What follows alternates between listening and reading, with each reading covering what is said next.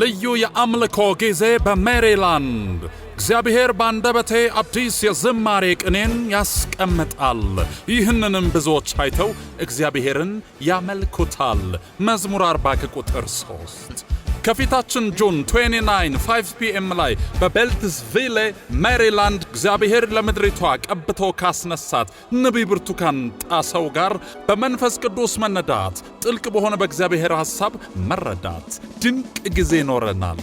በዕለቱም እግዚአብሔር በዝማሬ ይመለካል። በተለያዩ ችግር ውስጥ ላሉ ይጸለያል።